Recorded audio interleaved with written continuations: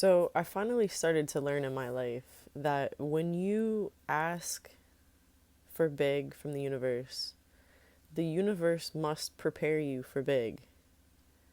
Whatever that manifestation is, whether you want to be a multimillionaire and make that actually last in your life, not just possibly winning the lottery and then maybe losing it all. I mean, being a long lasting multimillionaire, you must prepare for that.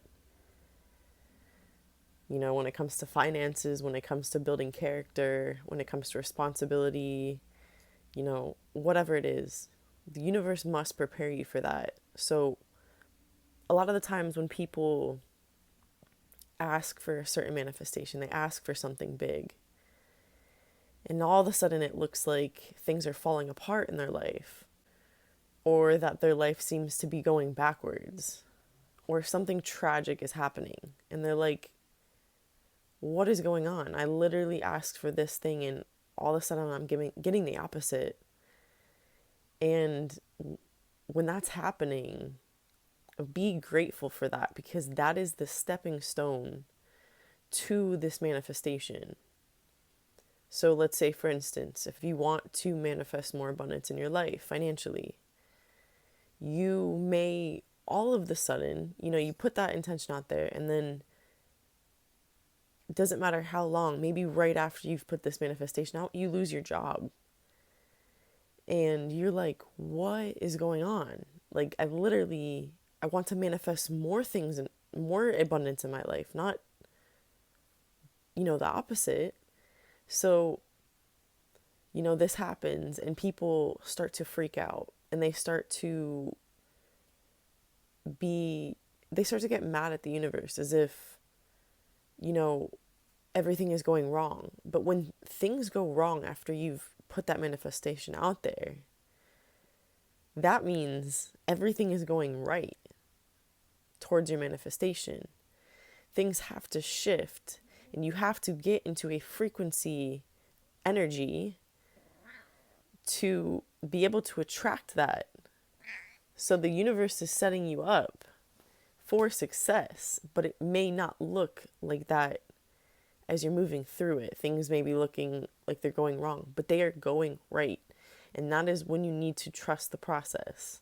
Trust that the universe heard you and is granting you this wish, but these are the lessons and the frequency you must learn and connect to get to where you need to go. You can't jump from A to Z. You have to go through the steps. And these steps may not look pretty depending on what you're trying to manifest. Another great example of this would be here's a little story. For instance, my friend, we were talking about manifestation, and she was talking about how she wanted to get healthier. And so she was like, yeah, so I've been manifesting, a healthier body. And she was like, but through, after manifesting it, all of a sudden she was saying how she got sick after putting this manifestation out there. And the ironic part about it is when the body is healing itself, it creates symptoms. We call it a sickness, but when you get symptoms of something, it's really the body just trying to show you it's in a process of healing. So her manifestation was actually working, but she took those symptoms as it's actually going backwards. She's like, I want better health, but all of a sudden this happened. And that was the stepping stone to the process of her clearing out her body, detoxing her body, which created symptoms. So the prayer was answered, but we may not understand it as it's happening, as the process is happening, the puzzle pieces are moving together. We're not really always meant to understand, A, B, and C.